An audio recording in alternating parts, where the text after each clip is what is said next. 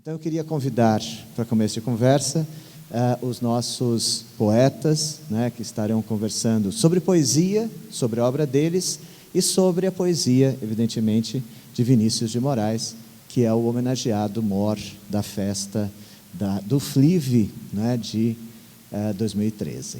Então eu queria convidar aqui Francisco Bosco. Uma salva de palmas para o Francisco, por favor.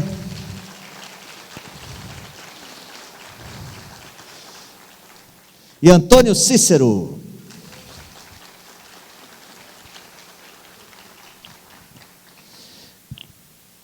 Bom, eu queria começar então apresentando um pouquinho, né, tanto o Francisco quanto o Antônio Cícero, né? O Francisco Bosco é natural do Rio de Janeiro, aliás, ambos aqui são. Eu não vou poder fazer nenhuma piada com carioca, né, embora a tentação seja grande. Mas ambos são do Rio de Janeiro.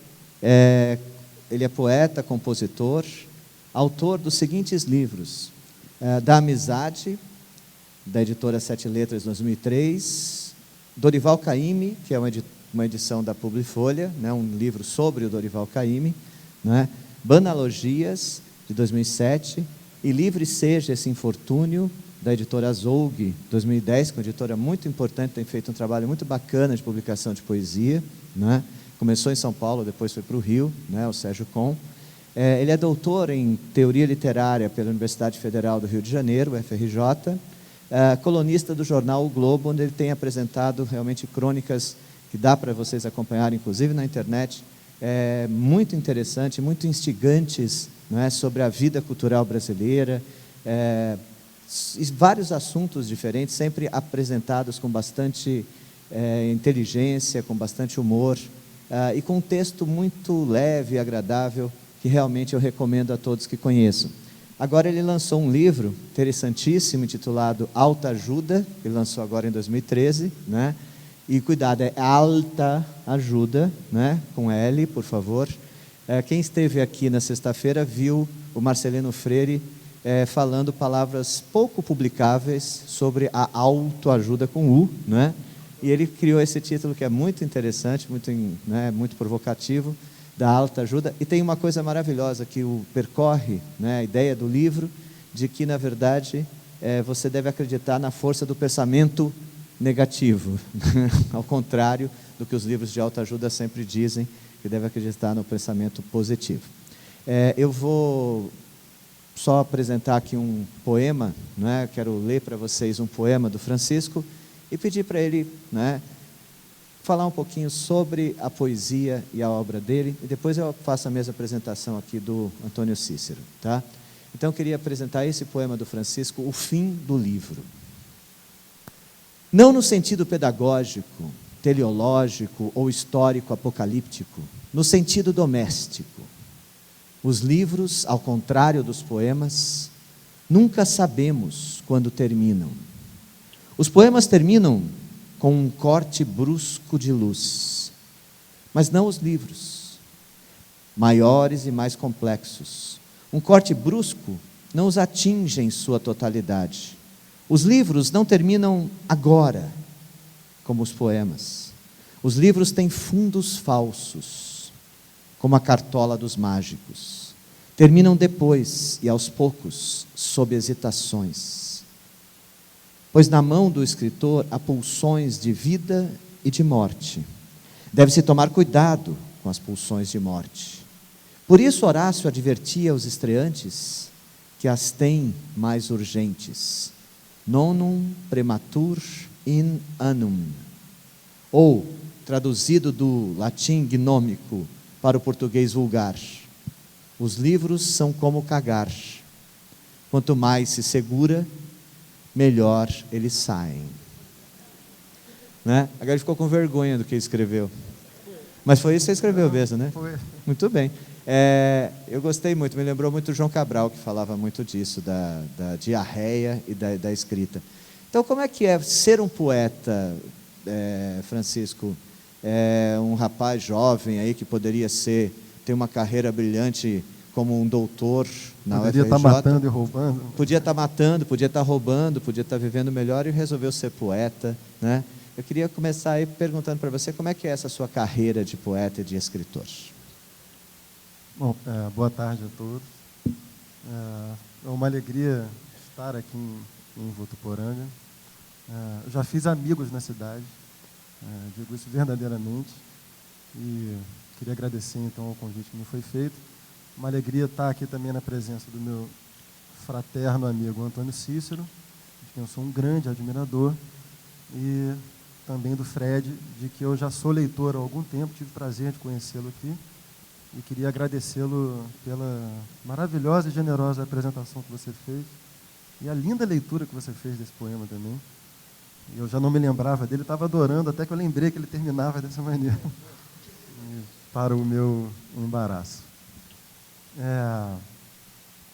Esse poema que o Fred leu vem de um livro meu, que é o meu primeiro livro para valer, porque, um breve parêntese, existe uma espécie de tradição quase secreta na história da literatura, que é a tradição dos livros renegados. Em geral, são os primeiros livros que os autores publicam quando jovens, né? E depois renegam. Eu sou recordista mundial dessa tradição, eu tenho 3 livros renegados, todos publicados quando eu era muito novo. E esse, portanto, eu considero o meu primeiro livro valendo. E nele já estão contidas, eu acho, as características do que viria a ser o meu trabalho depois, porque esse é um livro que ele é um híbrido de poesia, de fragmentos teóricos, com uma certa dose de crônica. E tudo que eu viria a fazer depois, de formas diferentes, contém justamente esses elementos. E fico feliz de o Fred ter me apresentado como poeta e ter lido esse poema, porque, embora eu já não escreva poemas propriamente há muitos anos, e não acredito que voltarei a fazê-los, o ensaísmo que eu passei a praticar contém uma característica fundamental da poesia, que é uma espécie de experiência direta com a realidade. O que eu faço é uma espécie de teoria concreta. E isso nasceu de uma espécie de crise, a uma certa altura da minha vida, com a teoria acadêmica, especulativa, abstrata, e dessa crise saiu esse gênero, que é uma espécie de ensaísmo que contém elementos de crônica e, portanto, de poesia também, crônica e poesia entendidas aí talvez como uma experiência mais direta com a vida, né? Então, basicamente, meu trabalho é tentar... eu escrevo ensaios, em geral breves, sobre temas que eu gosto de chamar, que são temas da experiência comum. Eu me lembro quando eu estava frequentando a universidade, no caso de letras, havia um mural onde se colocavam os nomes e as datas das defesas de tese. E tinham teses chamadas a história do pronome lhe no português setecentista, né? Isso não é uma questão comum, isso é uma questão especializada. E o saber universitário foi se tornando, ao longo do tempo, um saber extremamente especializado. E eu procuro um pouco me afastar dessa tendência e tentar aproximar o pensamento àquilo que, e sobre isso o Cícero poderia falar muito melhor do que eu, aquilo que está presente na sua origem na Grécia, que é a pergunta ética fundamental, que é: qual é a melhor maneira de viver? Então, no fundo, os meus ensaios se dirigem a essa questão, e daí eu os ter chamado de alta ajuda. Legal. Eu vou apresentar aqui o Antônio Cícero e aí a gente vai fazendo depois um bate-bola, né? O Antônio Cícero é poeta e ensaísta também, né? Filósofo. Ele publicou livros de ensaios filosóficos como O Mundo Desde o Fim, de 95, Finalidades Sem Fim, desculpem, da Companhia das Letras, de 2005. O ano passado ele publicou esse livro, Poesia e Filosofia, né, que tem aqui na livraria, se alguém tiver interessado em conseguir. Eu já consegui o meu autógrafo, né? Além disso, o Antônio Cícero é um dos poetas mais significativos, sem dúvida alguma, né, desse país nos últimos 30, 40 anos, pelo menos. Né? Não só desse país, porque é desse modéstia. país e de todos os países do mundo, é verdade. Não, sem dúvida. Né? É muito difícil a gente... É muito difícil, é importante, eu falei isso aqui para quem estava aqui na sexta-feira, quando o Sérgio Vaz e o Marcelino estavam aqui, que é importante as pessoas terem consciência do privilégio que é estar com figuras como o Antônio Cícero, que tem uma importância aí, né, na história da literatura brasileira, que é difícil a gente traduzir. Né? Ele publicou, em termos de poesia, né, os livros Guardar, de 96, A Cidade e os Livros, de 2002, em parceria com o artista plástico Luciano Figueiredo, o Livro das Sombras, Pintura, Cinema e Poesia, e ele publicou ano passado, o que é muito raro, né, porque ele publica muito pouco, o livro Porventura, né, que também tem aqui, né, na livraria, de poesia. Além disso, o Antônio Cícero foi organizador da Antologia Poética de Vinícius de Moraes, juntamente com o também poeta Eucanaã Ferraz, publicado pela Companhia das Letras em 2003. Né? A sua poesia tem sido publicada no Brasil e no mundo inteiro e traduzida para várias línguas, e ele ganhou muita notoriedade também como letrista, né?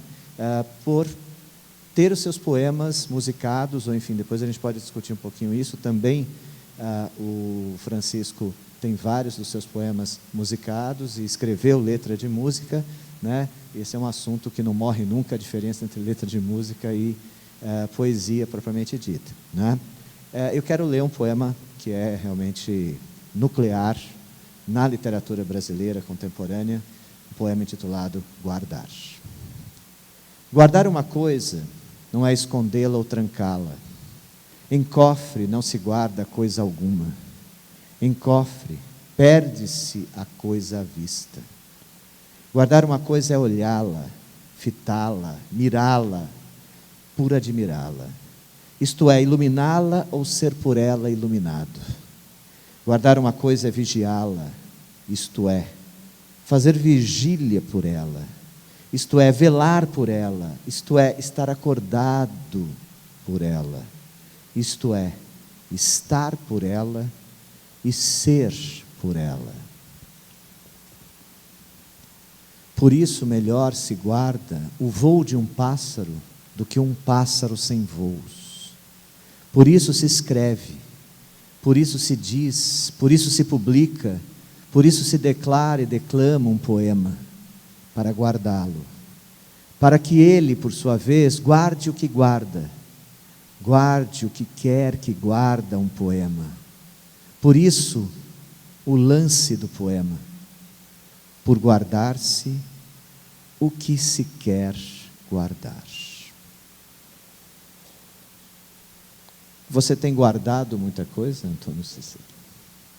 O último foi esses poemas desse livro. Bom, primeiro eu quero agradecer essa apresentação tão generosa e dar boa tarde a vocês, agradecer também a presença de vocês, agradecer a organização da FLIV, que me convidou para estar aqui. E dizer que, para mim, é uma maravilha estar aqui ao lado desses dois escritores e poetas que eu admiro muito, e aqui com vocês. Bom, essa coisa de poesia surgiu na minha vida, mais ou menos no começo no final da infância, no começo da adolescência, vou dizer. Inicialmente eu não achava graça. Isso é interessante, eu estou dizendo isso pelo seguinte: na verdade a gente começa a escrever poesia porque a gente algum dia ou algumas vezes se apaixonou por um ou por alguns poemas. É através da experiência da própria poesia que a gente é levado a fazer poesia. Porque não existe uma definição adequada de poesia, entendeu? Que você possa dizer, olha, poesia é isso aqui, você vai estudar isso aqui para fazer poesia.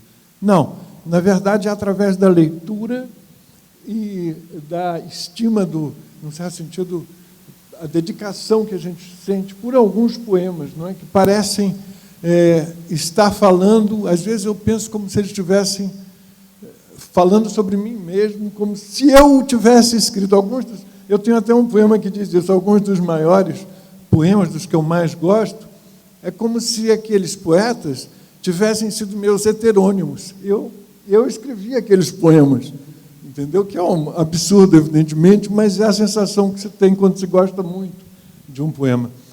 Então, eu comecei, quando eu era na infância, eu nem gostava muito, porque o que eu conhecia de poesia inicialmente eram coisas assim que, em festas de aniversário, meus pais me levavam a umas festas de umas crianças, que tinham umas pessoas, umas meninas, às vezes, coisa de criança, né?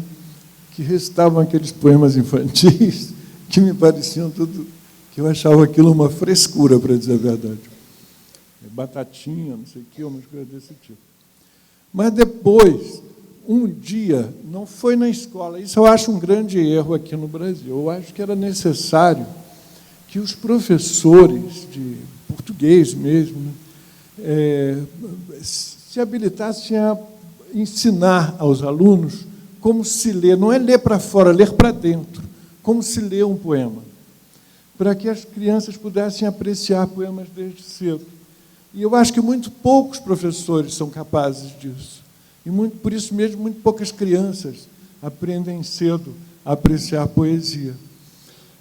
Então, uma vez, eu nunca aprendi com um professor, eu estava numa aula de matemática e, de repente, mau aluno de matemática, comecei a folhear a antologia escolar, que era usada principalmente para que o professor de português mandasse fazer exercício de análise léxica naquela época. Entende? Era mais para isso que funcionava. E aí eu comecei a folhear e me deparei com Ijuca Pirama, do Gonçalves Dias. E, de repente, eu comecei a ler e fiquei impressionadíssimo com o ritmo daquilo. Eu achei que aquilo era uma reprodução, claro que não era mais a ideia que tem, e que ele próprio acho que queria, era que aquilo fosse uma reprodução de ritmos selvagens, de ritmos dos próprios índios. E fiquei completamente encantado, e falava baixo para mim próprio aquilo, né? Aquela maldição, por exemplo, não, o índio amaldiçoa o filho, porque pensa que o filho foi covarde. Tu choraste na presença da morte? Tu choraste em presença da morte, na presença de estranhos choraste. Não defende o cobarde do forte, pois choraste, meu filho não é. E aí começa uma maldição tremenda, mas tudo nesse ritmo, né? Tu choraste em presença da morte, na presença de estranhos. É uma coisa. E eu, quando cheguei em casa, meu avô já tinha morrido, mas ele tinha escrito poemas e tal, gostava de poetas, aí eu fui mostrar para minha avó, eu disse, vovó, olha aqui o que eu descobri. Aí disse assim, e eu lia no ritmo, tu choraste em presença da mãe? Aí minha avó disse assim, mas você está estragando o poema, não é assim que se lê poesia. Mas, enfim, foi a partir daí que eu comecei a me interessar mesmo por poesia, Gonçalves Dias, e comecei a ler, e cada vez fui me apaixonando mais por outros poetas, evidentemente, né? No Brasil, sobretudo os poetas modernistas, no fundo, né? Quando a gente descobre, fica encantado. E a partir daí que eu comecei a escrever poesia. Foi isso que você perguntou? Não, você perguntou outra coisa completamente diferente. Não, eu nem sei o que eu perguntei. Eu perguntei que você andava guardando coisas, Pois é. Perfeito, é isso mesmo. Eu achei muito legal que você colocou como você chegou à poesia, né? Através do ritmo. Como é que você chegou à poesia, Francisco? Não, eu diria que eu cheguei à poesia por uma situação existencial de resto típica de adolescência. Acho que todo mundo vai reconhecer que na adolescência as diferenças são muito estigmatizadas, né? E as identidades são, em geral, prêt-à-porter, você tem que se identificar com determinados grupos.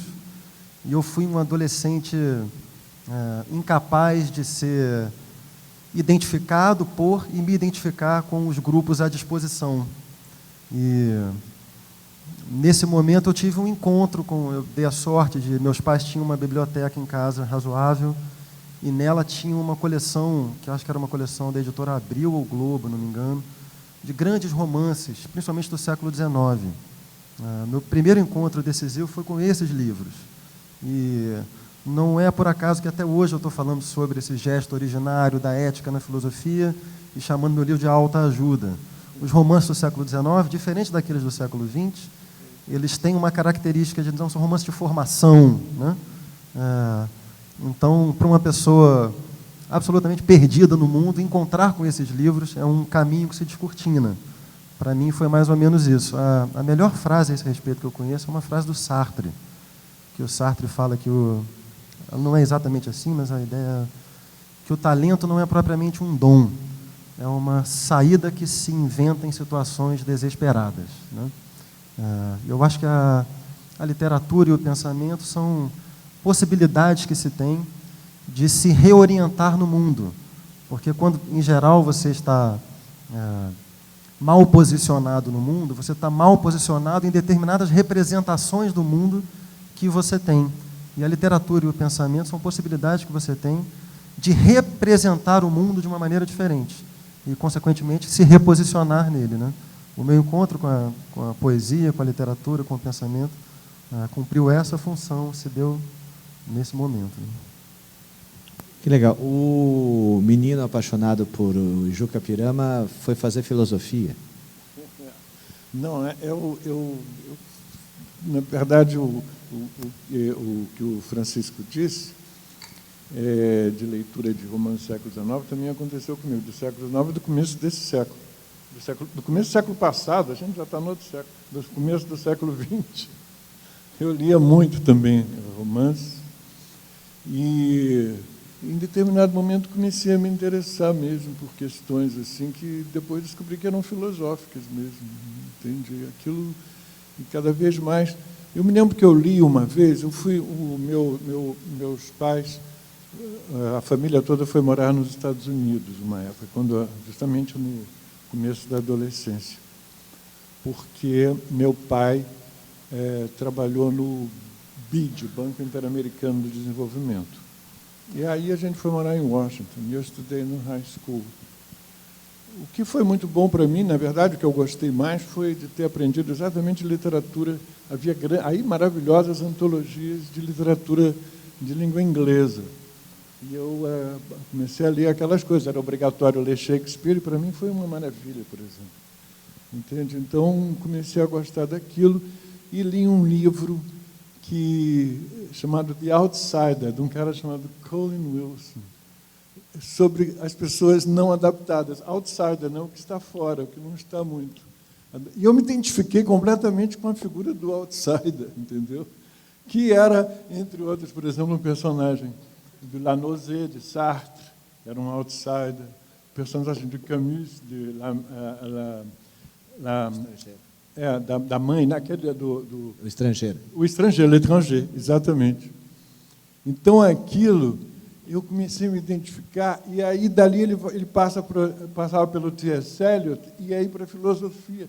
E aquilo foi sendo um caminho para mim mesmo. A descoberta do Eliot mesmo foi uma coisa para mim impressionante, porque é um poeta que papai tinha uma biblioteca muito grande, e eu lia inglês já bem, depois já estava lá uns 2, 3 anos, passamos quase 7 anos nos Estados Unidos, e eu já lia inglês bem, mas eu pegava a poesia do Eliot e não entendia absolutamente nada, porque não tinha coisa do ritmo exatamente, que era o que me fascinava. E isso é uma coisa estranha em matéria de poesia. Um dia, eu abri o livro e eu abri num poema chamado The Hollow Man, Os Homens Ocos. Aquilo, de repente, é exatamente isso. Eu fiquei arrepiado, parecia que estava falando de mim. Eu devia ter escrito aquilo, sem saber. Olha que coisa estranha. A impressão foi essa.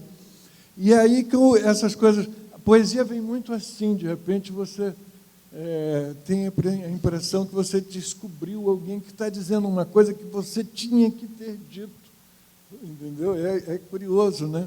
E a gente começa a escrever exatamente quando se escreve um poema.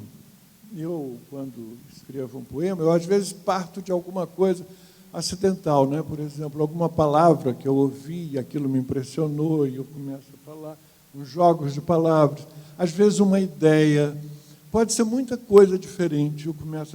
Mas se eu começo, por exemplo, a partir de uma ideia, à medida que eu vou escrevendo o poema mesmo parece que vai tomando uma vida própria e vai me levando por caminhos muito diferentes daquele que eu imaginava inicialmente. E eu acabo fazendo uma coisa que é ditada mais pelo próprio poema do que por mim. Quem manda é o poema, eu sou o servo. O poema não é uma coisa, por isso é uma coisa importante de poesia. O poema não é uma coisa que serve para o poeta dizer ou transmitir uma imagem qualquer, mas quase que o oposto. O poeta é que serve para fazer aquele poema. E o poema é o senhor, o poeta é o servo, em certo sentido. Você quer comentar isso? Não. É tão lindo, né? É interessante você estar falando do Hollow Man, chama-se, em português, a tradução são Os Homens Ocos, do Eliot, e é um poema que tem muito ritmo, né? Ao contrário dos outros poemas do Eliot, né? Que assim, eu lembro do comecinho, que é assim, we are the hollow man, we are the empty man, head piece through the straw, leaning together. E ele tem um ritmo bastante marcado, o poema, e quem quiser ouvir esse poema sendo recitado por um dos maiores atores que o mundo já teve, tem um trechinho, o começo do poema é recitado pelo Marlon Brando no filme Apocalypse Now, né? O filme do Francis Ford Coppola. Né? Ele tem uma hora que ele fala o poema, esse mesmo poema The Hollow Man. Tá? A gente estava falando aqui, vocês estão falando de ensaio de poesia. Alguém me falou sobre o Flive, estava almoçando aqui, alguém me falou sobre o Flive, que interessante que o Flive reúne várias artes, dança, né? Além da própria literatura, isso torna tudo isso muito rico. O próprio Eliot que você falou, e grandes poetas do século XX se tornaram célebres através de outro veículo que não só a poesia, né? Por exemplo, no caso americano, muito pelo teatro, na Europa também, o Federico Garcia Lorca foi pelo teatro, e assim tem N poetas que se tornaram célebres pela junção da poesia com outra arte. No Brasil, no caso do teatro, João Cabral de Melo Neto, e o caso mais célebre com relação a isso no Brasil é o caso do Vinícius de Moraes, e a sua celebridade através da questão da música popular, né? Eu queria, então, aliás, com relação ao Vinícius, você falou que alguns poetas escrevem poemas que a gente...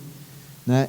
Quando eu tinha 15 anos, eu escrevi um poema, começava assim, eu dei para minha namorada, na época lá, eu dei esse poema para ela, era um poema lindo que eu escrevi, eu sei, desculpem, eu vou falar um poema que eu escrevi, e o poema era assim, de tudo ao meu amor serei atento antes, com tal zelo. Quem nunca, né, copiou o poema de um poeta e deu para outra pessoa, né? Isso é a coisa mais comum. O Francisco tem um texto maravilhoso sobre o Vinícius de Moraes, intitulado Ética, aliás, altas, você gosta de altas mesmo, altas intensidades, ética e estética nas letras de música de Vinícius de Moraes. Num determinado momento, o Francisco diz o seguinte: Vinícius fez um pacto com as altas intensidades e dispôs-se a pagar seu preço, igualmente alto. O que é isso? O Vinícius é uma personagem curiosa, né? Tem tantos caminhos para te responder, eu vou tomar o mais longo, talvez. O Vinícius andou em baixa numa espécie... O mundo da literatura é uma espécie de bolsa de valores, né?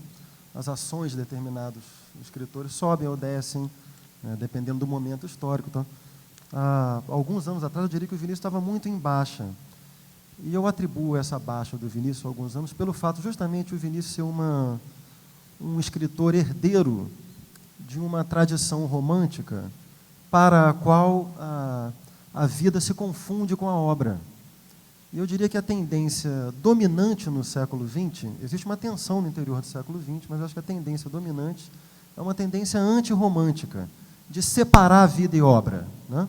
Há toda uma tradição de pensamento muito forte, de ganho de consciência no século XX, de que o que faz um escritor é o modo como ele domina a materialidade da linguagem,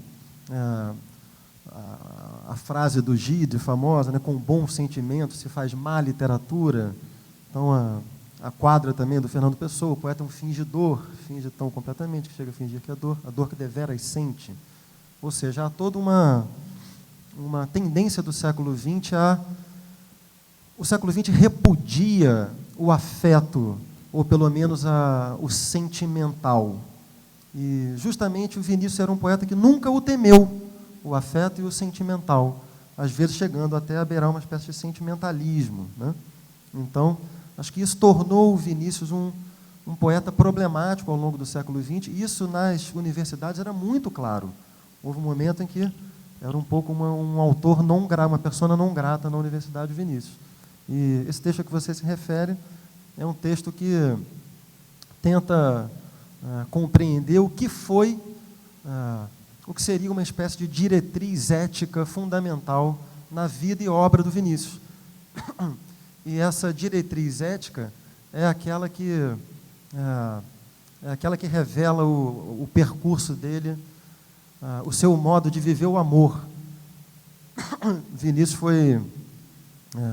vivenciou a experiência do amor, apostando todas as fichas no estado efêmero e de alta intensidade da paixão, né? O sujeito que teve 9 casamentos e uma espécie de, né, serial monógamo, e isso tinha um custo existencial enorme, né? Cada vez que se separava, depois se apaixonava de novo, e essa espécie de compromisso com as intensidades, com a transformação, com o desapego, está presente em todas as esferas da vida e obra do Vinícius. Não só na relação amorosa, como também nas relações profissionais. Vinícius, depois de construir uma carreira sólida no Itamaraty, abandonou o Itamaraty. O Zé Miguel Wisnik tem um texto excelente sobre Vinícius, onde ele diz que o Vinícius decepcionava sistematicamente tudo, né? Primeiro, o Vinícius começa, e jovem, ele era uma espécie de Delfim da poesia católica altissonante da época. Ele decepciona essa poesia fazendo poesia moderna. Em seguida, decepciona os cultores da poesia livresca, que repudiavam a canção popular, passando a escrever canção popular. E, finalmente, decepciona os cultores da canção popular sofisticada da bossa nova, passando a fazer aquelas canções hedonistas mais simples, com um toquinho, e termina de bata com uma baiana em Itapuã. Então, isso é a experiência do Vinícius, é essa, e uma experiência tal em que vida e obra se misturam. Hoje em dia, eu acho que o mundo artístico está em muito melhor condição de acolher Vinícius, porque essa espécie de fusão de arte e vida voltou a ser uma experiência importante, principalmente nas artes visuais hoje. Acho que hoje em dia o mundo está mais propício ao acolhimento e à compreensão do Vinícius. Que legal, interessante, porque eu peguei um texto também do Antônio Cícero, que ele escreveu sobre o Vinícius de Moraes. Aliás, esses textos todos que eu estou me referindo aqui, vocês podem encontrar na internet, tá? Eu os encontrei na internet. Um texto que o Antônio Cícero escreveu no jornal Folha de São Paulo em 2008, intitulado Notas sobre Vinícius de Moraes. Ele começa o texto dizendo assim: quando comecei a apreciar a poesia de Vinícius de Moraes, ele já era famoso como letrista. Lembro-me de que alguns amigos de meus pais comentavam que ele estava desperdiçando na música popular o seu extraordinário talento poético. Orgulho-me de lembrar que meus pais não concordavam com isso, eu menos ainda. E aí ele segue no texto, na verdade, mostrando que o Vinícius faz a ponte da cultura erudita com a cultura popular e finaliza problematizando uma coisa muito importante, dizendo que a própria poesia escrita do Vinícius não se enquadra facilmente na grande linha do modernismo brasileiro. Né? Essas duas ideias eu acho muito importante, queria que, se você pudesse, você comentasse um pouquinho. Eu acho que tem a ver com isso que o Francisco acabou de dizer, essa ideia de que não se enquadra no modernismo, não é? Essa última parte que você disse. Além disso, exatamente o Vinícius, por duas razões, pela sua passagem para o mundo popular, pop, realmente se tornou complicado para a universidade, eu acho, absorvê-lo. É uma das razões, não só a coisa do moderno, da incompatibilidade, da diferença dele em relação ao modernismo, isso que você se chamou a atenção, né, sobre a coisa da vida e arte não terem essa separação, mas também a coisa da música e, por último, também, mas last but not least, que ele se tornou excessivamente popular. Alguns dos seus poemas, alguns dos seus sonetos ficaram excessivamente popular para a universidade, para ser aceito pela universidade. É como se tivesse ficado vulgar, quando, na verdade, são sonetos extraordinários. São poemas extremamente bem realizados e, muitas vezes, muito profundos, muito bons poemas. Mas houve essa coisa, realmente. Por isso, a filha do Vinícius, que é muito inteligente, Susana Moraes, me pediu, a mim e ao Eucanaã, que fizéssemos, em determinado momento, ela disse que precisava fazer uma nova antologia da obra de Vinícius, para que as pessoas lessem com outros olhos.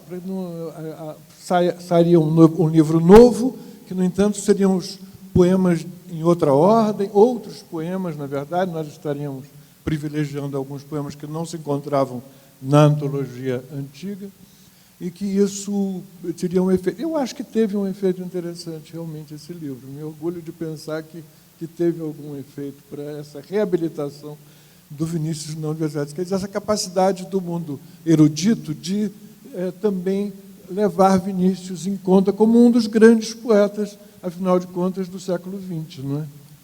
Sobre essas relações entre o mundo erudito e o mundo popular, canção e livro, é importante pensar e compreender o Vinícius como uma dessas figuras que encarnam uma vocação profunda da cultura brasileira, a mistura entre os mundos erudito e popular. Isso é uma coisa muito forte na cultura brasileira, provavelmente sem comparação com outras culturas, talvez só com a dos Estados Unidos, onde a canção popular também é muito forte e se encontram cancionistas da mesma altura dos seus maiores poetas, né? Eu tenho a impressão que isso se deveu, eu acho que tem a ver, porque existe no Brasil, nos Estados Unidos e no Caribe, na verdade, se a gente pensar bem, uma coisa muito forte de música popular, de fato, e a impressão que eu tenho é por causa da mistura de culturas e de raças em que se deu nesses países. Então, nós temos, na realidade, a fusão de elementos europeus, não é, musicais, com elementos africanos. Isso tudo acabou produzindo, dando ensejo a que se produzisse uma música extremamente original e, ao mesmo tempo, como ela é uma música nova, quer dizer, ela, na verdade, não era simples repetição de tradições já existentes, repetições ad eterno, sempre parece isso na música, em muita música europeia, música folclórica, de maneira geral, está sempre repetindo os mesmos motivos, né? Essa música não, como ela já surgiu como uma novidade, o samba, todo mundo fala das raízes do samba, mas todo mundo sabe que o samba surgiu no meio do século XX, na verdade, não é como tal, no começo do século XX, melhor dizendo. Então, isso deu uma certa historicidade a essas músicas. E no Brasil a gente tem esse fenômeno de que há uma transformação constante, né? Quer dizer, de repente você teve essa música popular muito forte, que é o samba, que surgiu, depois você já teve a bossa nova, depois você tem a coisa tropicália e etc., e continua havendo a transformação, que é uma historicização da música popular. A música erudita sempre foi histórica, mas a popular tendia a ser uma repetição sempre dos mesmos motivos. E no Brasil, nos Estados Unidos e no Caribe não é assim, né, que é uma coisa interessante.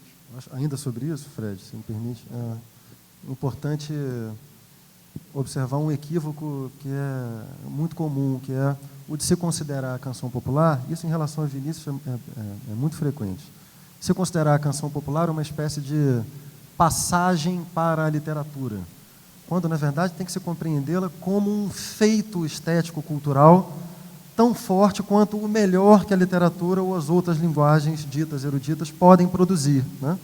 Então, o que é interessante notar no Brasil é o fenômeno da canção popular como um grande acontecimento estético que nada deve às tradições consideradas eruditas em geral. Como é que é a relação de vocês com a música popular e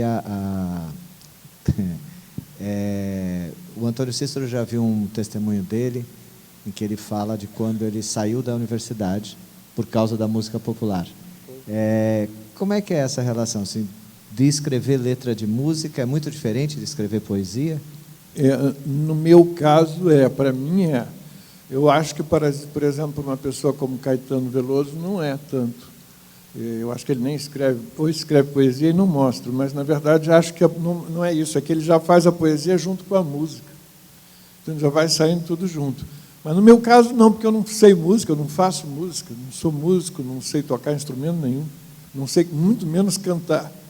Então, para mim, é uma outra coisa, eu tenho que ter um parceiro, tem que ter alguém que ponha música.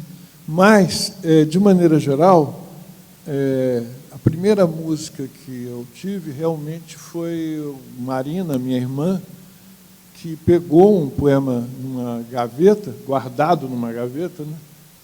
Um poema guardado numa gaveta, e eu estava na universidade.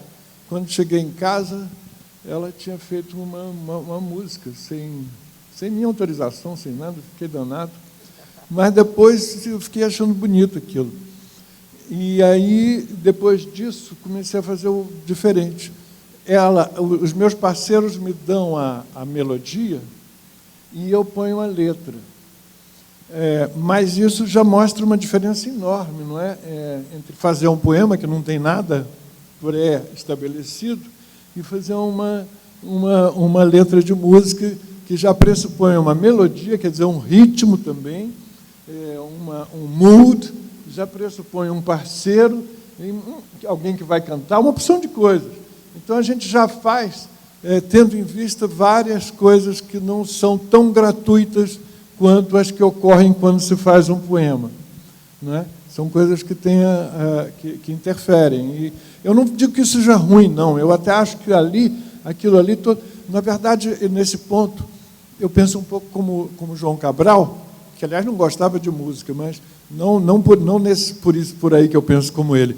Eu penso como ele que uma forma estabelecida, se você se impõe determinadas regras para escrever um poema, isso é muito bom na medida em que o obriga a pensar mais, a não fazer o que vem logo de cara, o primeiro impulso.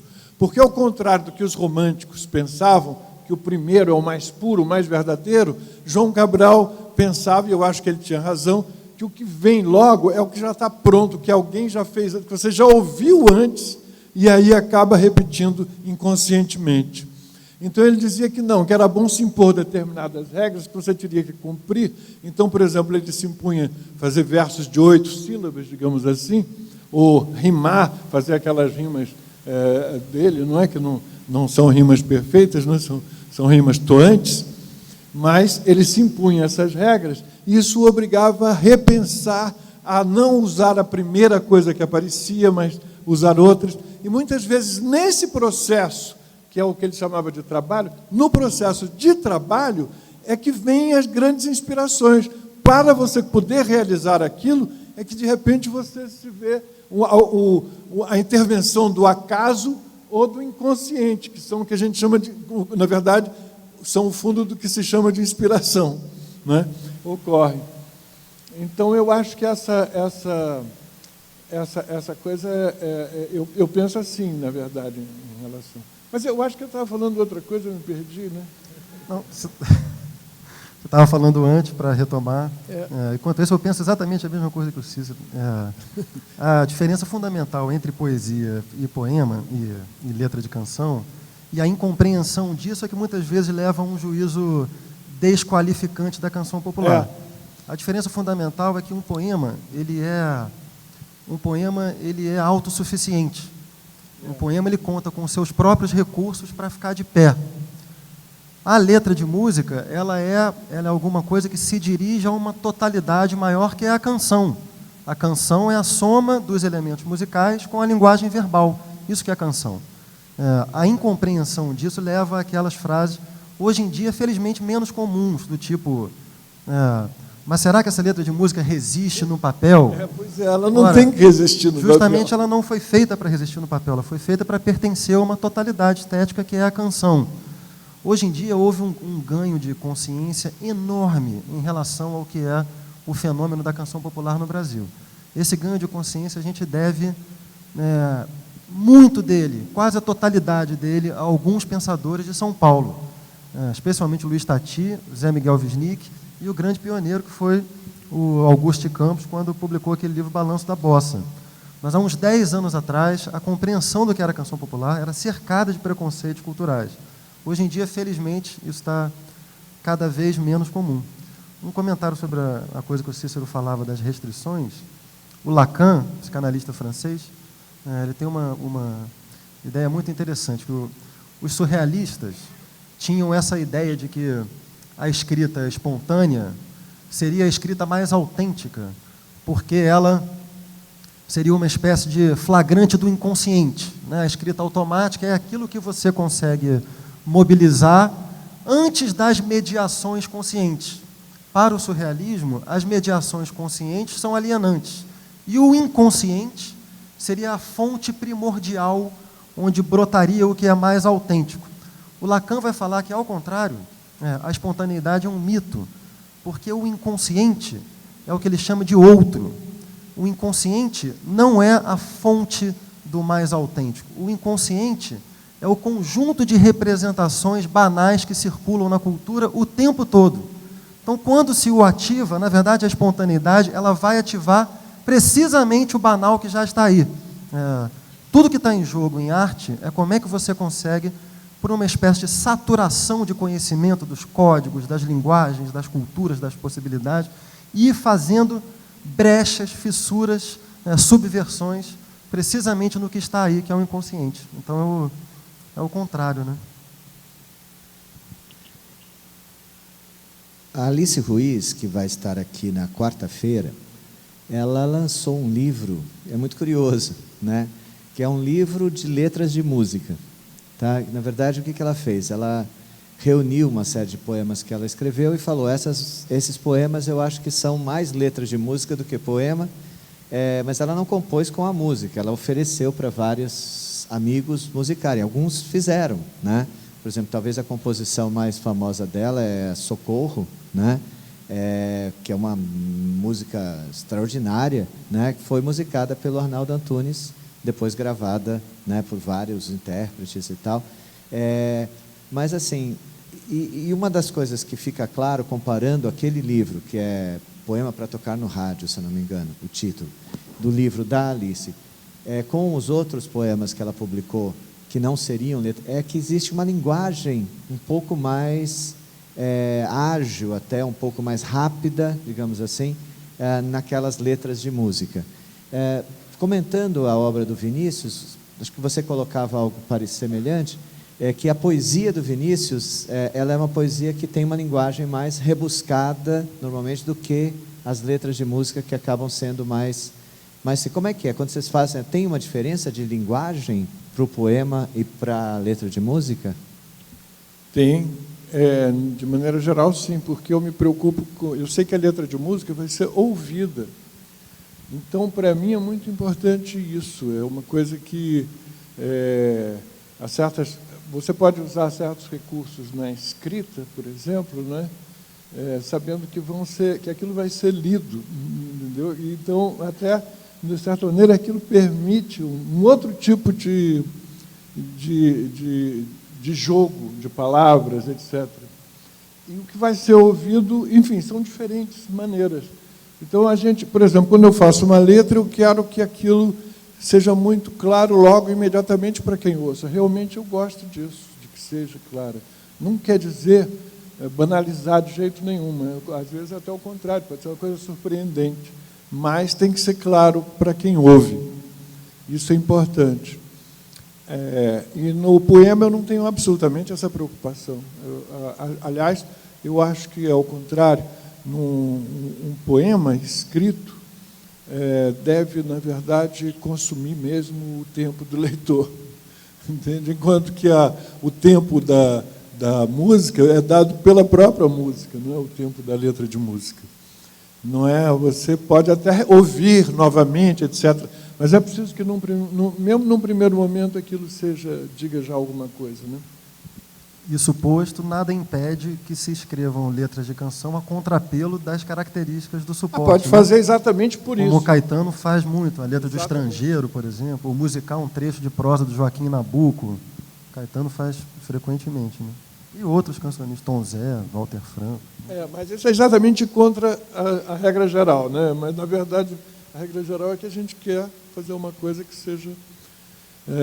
possa ser ouvida e entendida pelo ouvido imediatamente. Por falar em ouvir, Fred, eu queria ler um poema do Cícero, posso ler? Um poema que eu adoro. É do Guardar.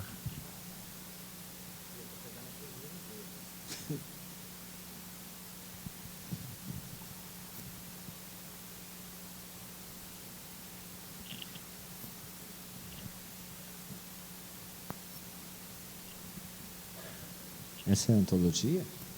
É do Vinícius, eu ia ler algum poema dele. Então ótimo. O Antônio Cícero vai ler um poema do Vinícius. Ele falou que ia ler, não, ele vai ler, certo?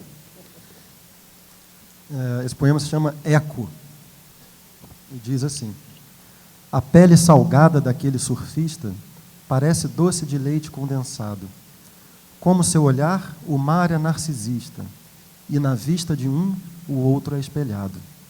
E embora, quando ele dança sobre as cristas, goste de atrair olhares extraviados, de banhistas distraídos ou artistas, é claro que o mar é seu único amado. Ei-lo molhado em pé na areia, folgado, ao pôr do sol, tem de um lado a prancha em riste, e do outro usa uma gata e um brinco e assiste serenamente o horizonte inflamado, e a brisa o alisa, e ele enfim não resiste à beleza e diz, sinistro, e ouve eco ao lado.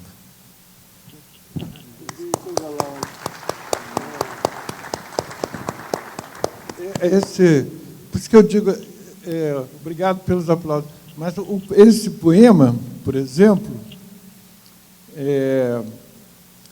não estou com a menor intenção de explicar, mas tem algumas referências que normalmente fogem. Por exemplo, ele chama-se Eco, né? E Eco era a ninfa que se apaixonou por Narciso. Mas Narciso só tinha olhos, quando se olhou dentro d'água, né, no lago, só tinha olhos para si próprio. E a pobre Eco ela ficou apaixonada, desesperada, e apenas repetindo as últimas palavras que ela ouvia das pessoas. E ela fazia isso com Narciso ali. Mas o poema, aí eu botei Eco por causa disso, nesse poema, e essa coisa do Narciso, por causa do seguinte. É o que eu queria dizer. Que eu estava com Ali Salomão, o poeta Ali Salomão, na praia, exatamente no calçadão, não na praia propriamente, andando no calçadão, e veio o filho dele, Omar, que hoje é um poeta. E o filho do Ali, em um determinado momento, teve uma coisa que a gente comentou, que ele achou incrível, e ele disse assim, sinistro. foi aí que eu entendi que essa palavra era usada por ele e por outros surfistas, sinistro, como uma coisa maravilhosa, porque para mim sinistro é incêndio, ou era uma coisa sinistra, uma coisa terrível, ou um incêndio, né? Que também é terrível. E eu resolvi usar nesse poema. Eu fiz o poema, na verdade, minha primeira intenção foi usar a palavra sinistro. Aí entraram outras coisas, entrou Eco, entrou Narciso, etc. E entrou Caetano Veloso, porque eu falo daquela coisa, porque o Caetano tinha escrito um poema para um surfista, que foi aquele... Menino do Rio, né? Menino do Rio. E aí eu falo, por isso que eu falo de artistas, né? Enfim, estou dando mais dicas sobre o poema. Mas eu vou ler o poema do Vinícius. Maravilha. Sinistro. É um poema do Vinícius que eu acho, chama-se Poética. Ele está falando, portanto, sobre o que é a própria coisa de fazer poesia para ele, né? A poesia, a poética, na verdade é isso. Então, a poética dele, o que é que ele faz, que é a poesia. E é interessante porque não é muito típico das coisas populares do Vinícius, mas eu acho extraordinário, porque é uma mudança, nos traz para o tempo da poesia, nos transporta desse tempo em que nós vivemos, que é um tempo, o tempo cotidiano, que é um tempo utilitário, principalmente, pragmático, em que nós estamos sempre fazendo coisas para atingir determinados objetivos, e nos traz para o tempo da poesia, que não tem nada a ver com isso. Poética. De manhã escureço, de dia tardo, de tarde anoiteço, de noite ardo. A oeste a morte contra quem vivo do sul cativo. Oeste é meu norte. Outros que contem passo por passo. Eu morro ontem, nasço amanhã, ando onde há espaço. Meu tempo é quando. É uma beleza, né?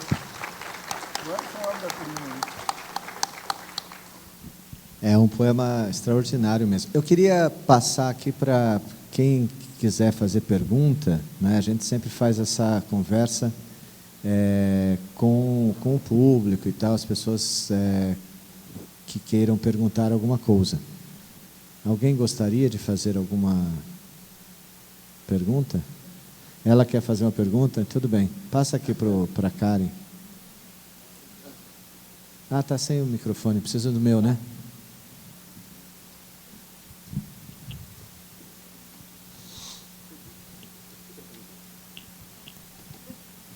Tá bom, eu queria fazer uma pergunta. Eu achei interessante, Francisco, isso que você falou do teste, se o poema passa quando é reduzido ao papel, porque eu tenho uma experiência pessoal. Nos anos 80, em Salvador, houve uma companhia de teatro que eles faziam uma peça que, basicamente, eles pegavam músicas de axé music e declamavam no teatro. E isso, o propósito era ridicularizar as letras de axé music e tudo mais. E hoje em dia, depois que você fala isso, eu pensando bem, gente, na verdade eles deviam se envergonhar, né? Que coisa mais sem graça. Está fora da plataforma para a qual se destinava aquilo, até porque aquela plataforma vai muito além da mera música, mas também é diversão, é um momento de hedonismo. E nós muito mais compartilhando um episódio pessoal de que houve teóricos que se orgulhavam de fazer o que, na verdade, deveriam estar se envergonhando de tornar público uma coisa como essa. Eu acho a sua colocação muito oportuna, porque uma das coisas que tem que se compreender é que o estético ele é feito de muitos elementos, alguns dos quais, inclusive, não estéticos. Traduzindo isso, trocando em miúdos. Muitas vezes se abordam gêneros de canção popular, como axé music ou como funk, tentando pensá-los de uma perspectiva exclusivamente estética. Dessa perspectiva, eles serão precários relativamente a outros. Não dá para você comparar funk ou axé music com uma canção do Tom Jobim. Só que aquelas são experiências que envolvem outros elementos não estéticos que são extraordinários. Se você for incapaz de pensá-lo, você vai estar perdendo precisamente o que está em jogo naquela experiência. Então, por exemplo, né, uma frase muito comum é, se alguém diz que gosta de axé music ou de funk, a pessoa vai e te pergunta, mas você ouve isso em casa? Ora, isso não é feito para ouvir em casa, né? O Mário de Andrade, a propósito, tem uma tipologia interessante, que ele diferenciava música transitiva de música intransitiva. Música intransitiva é aquela que vem da tradição da música de concerto europeia, que é uma tradição histórica. O sujeito vai, senta num teatro, fecha o olho e...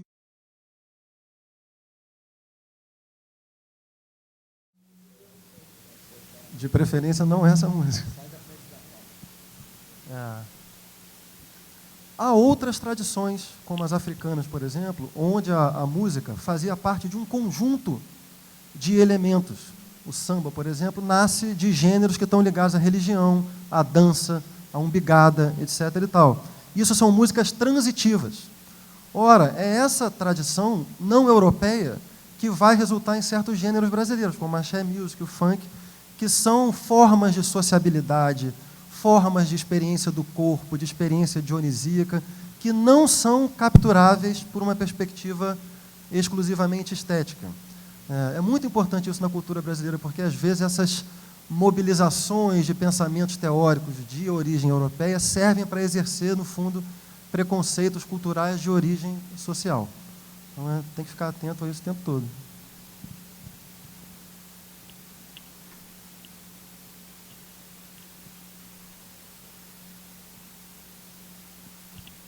Eu queria fazer uma pergunta para, já na minha chamada aqui, falar a pergunta para cada um. O Cícero acaba de fazer um livro sobre filosofia, poesia e filosofia, se chama Poesia e Filosofia. Que a gente queria saber um pouquinho mais sobre o que é o livro. E você é sobre o autoajuda. Eu fiquei curiosíssimo com esse assunto de poder do pensamento negativo. Você colocou o Cícero em apuros agora, porque o livro dele é um livro, embora breve, é um livro extremamente rigoroso, e eu quero ver ele colocar esses argumentos falando agora. Não, eu não vou colocar argumentos, não. Eu vou só dizer o que é. Acontece o seguinte, como a mim, dois tipos de perguntas são feitas frequentemente, né?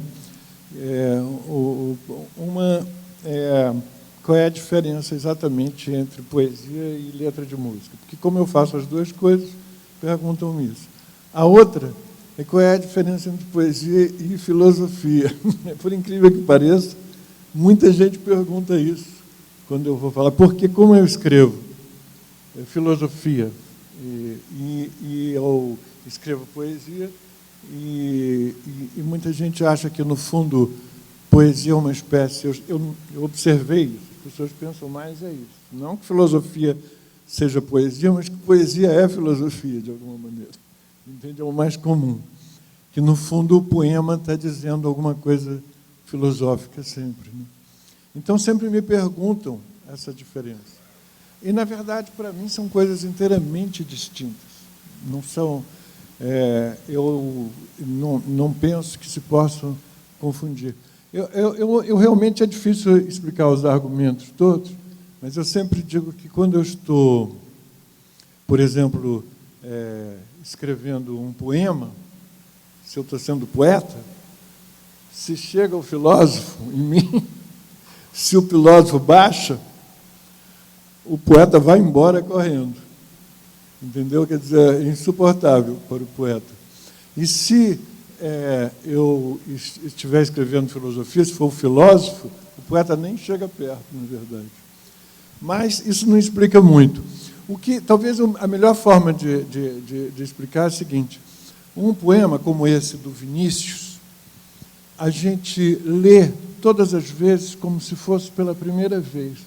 O poema não é uma coisa que é feita para a gente ler e pronto, já li aquilo. Não, o poema é para ser lido e relido. E quanto mais você gosta, mais você vai ler. Quanto mais você conhece aquilo, mais você vai ler ou recitar, dizer de cor já o poema, quando você ama um poema, não é? Não é uma coisa que a gente aprenda e não queira mais saber. Já um texto de filosofia, por exemplo, você falou de Sartre, sei lá, o existencialismo é um humanismo, é um texto lindo. Eu adoro aquele texto, mas eu posso até ter que reler para dar uma aula, mas não preciso reler, não tenho necessidade, não faz parte, entendeu? O poema tem que estar o tempo todo presente, na verdade, como uma música. Deixa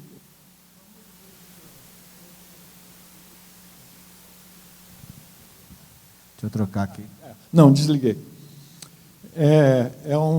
O poema, então, é isso. É como música, como uma pintura. São coisas que a gente tem que estar presentes na nossa vida, o próprio texto, o poema em si, e não o que o poema diz, que seria a filosofia do poema. Isso é outra coisa. Cada um até interpreta de uma maneira. Um texto filosófico, por outro lado, você aprende aquilo, você pode pensar perfeitamente que você já sabe o que aquilo está dizendo e que você não precisa estar relendo aquilo. É até capaz de reler por diversas razões, mas não é a mesma coisa que um poema como esse do Vinícius, que eu já li centenas de vezes, para mim próprio. Né? Então, essa diferença... Não vou falar das outras, porque o livro mostra 1000 diferenças e tal, mas aí não dá realmente, como diz o Francisco, eu vou entrar em apuros para me lembrar disso. O meu livro Autoajuda, como o título sugere, é uma ironia com o gênero hoje o gênero que lidera todas as listas de mais vendidos, que é o gênero da autoajuda, né? O gênero da autoajuda, ele tem basicamente um princípio que é um princípio de consolo, eu diria, né? E isso é o famigerado pensamento positivo, né? E eu atribuo a demanda por esse gênero à condição da experiência moderna. O que é a condição da experiência moderna? E sobre isso também o Cícero na minha opinião, sinceramente, um dos maiores pensadores do mundo sobre o que é a experiência moderna. Eu digo isso com toda a alegria, assim. A experiência moderna ela é a experiência da perda dos fundamentos positivos do mundo, né? Que passou a acontecer ali a partir do século XV, XVI, com as navegações, a relativização das culturas, o avanço da ciência, Galileu, Copérnico, o esvaziamento também da narrativa teológica, a relativização da moral, do comportamento, da sexualidade, etc. Tudo isso é o que caracteriza a experiência moderna, como uma experiência em que os sujeitos não têm mais a garantia da tradição para respaldarem e orientarem, para respaldar e orientar os seus comportamentos, né? A experiência moderna, ela é indissociavelmente ligada à experiência da angústia. A angústia é o afeto que surge da necessidade de se tomar decisões morais sem ter fundamentos da tradição em que se possa respaldá-los. A experiência moderna é o tempo da decisão moral, que produz angústia.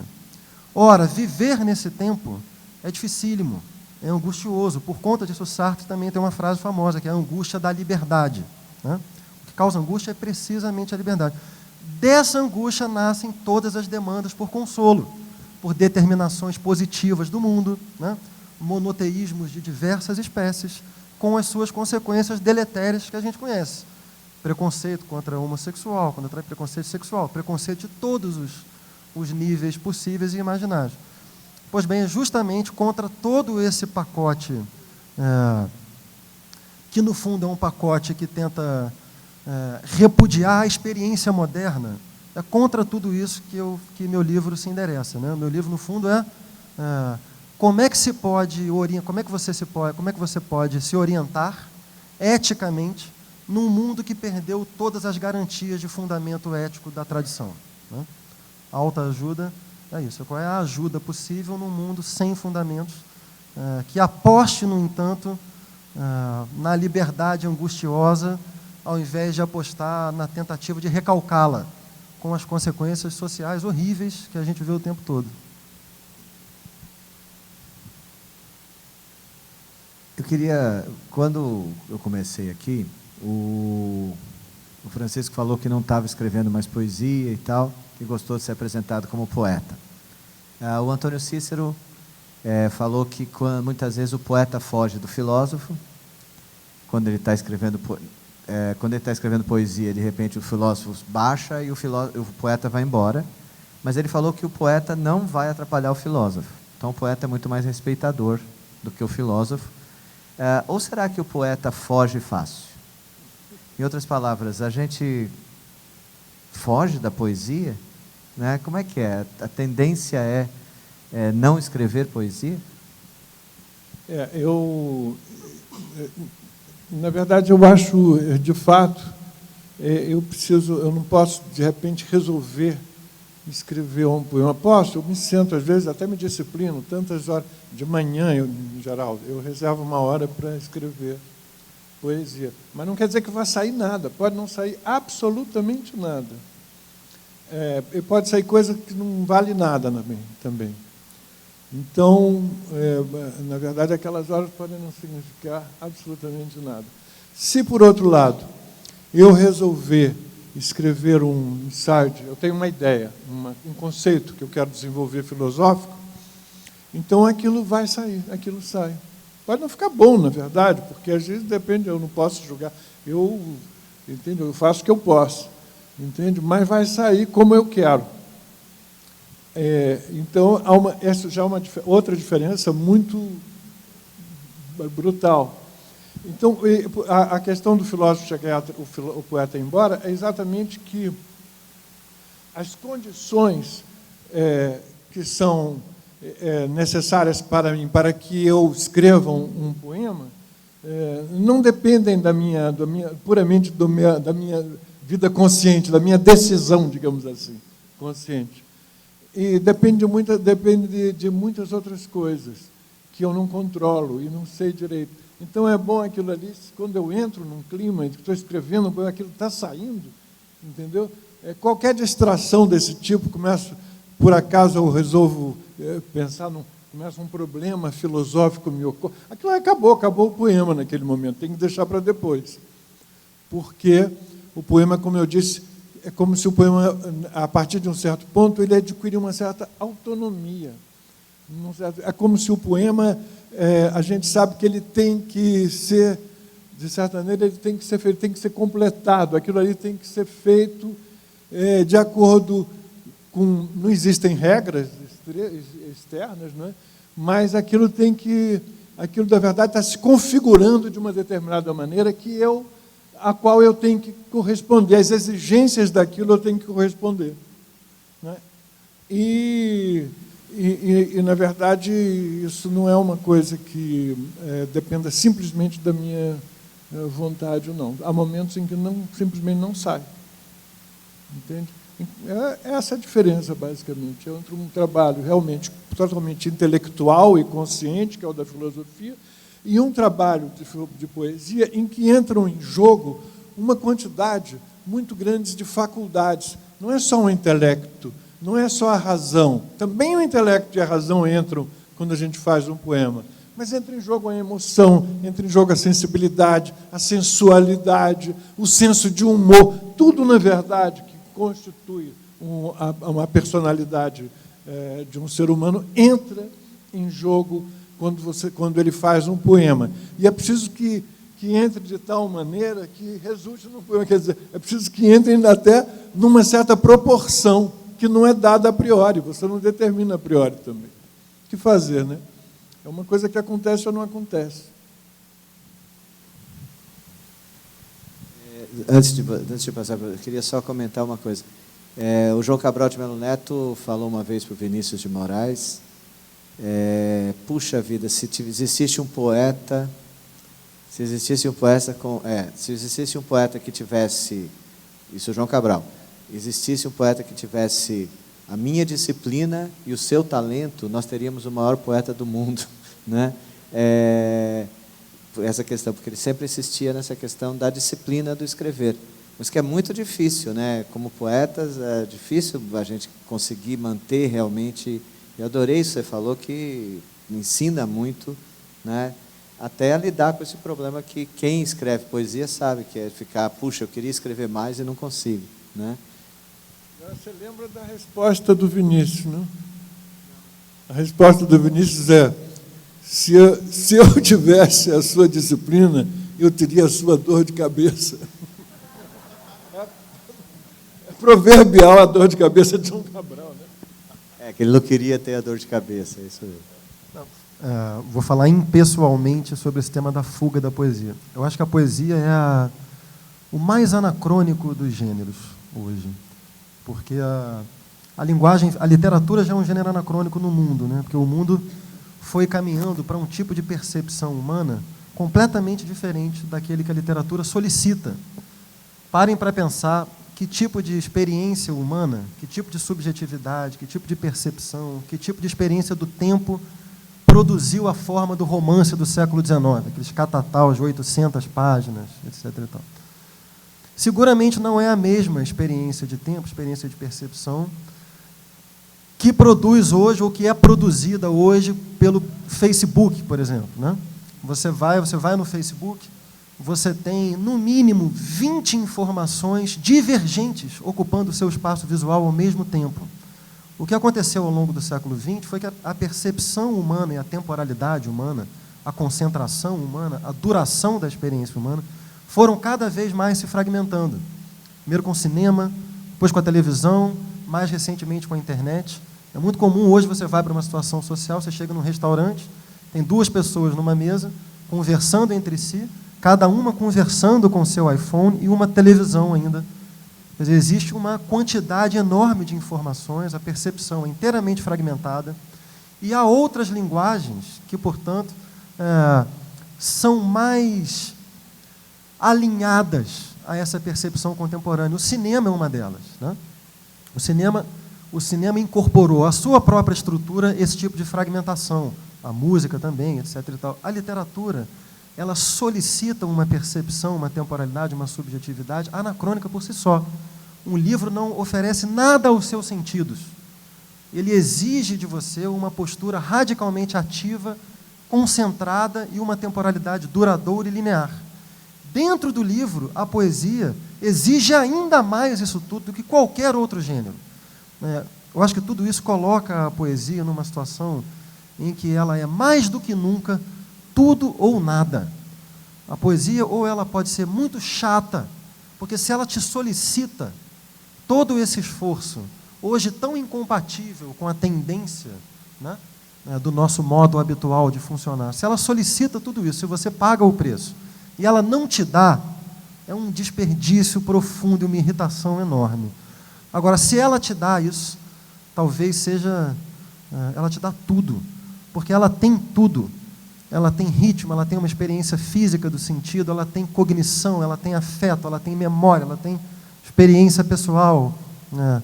Na minha experiência de leitor, infelizmente, na grande maioria das vezes, ela dá nada. Agora, quando ela dá tudo. Ela é danada. Ela é danada. Eu acho que, às vezes, isso que você disse é usado para exatamente o anacronismo, usado como um argumento para se dizer que simplesmente a poesia é uma coisa superada, que ela continua aí anacronicamente, não é? É uma coisa que já foi superada. Eu acho justamente o oposto, eu não acredito em nada disso. Eu acho que exatamente por ela nos proporcionar uma outra experiência do tempo, nos introduzir a uma outra dimensão da experiência do ser.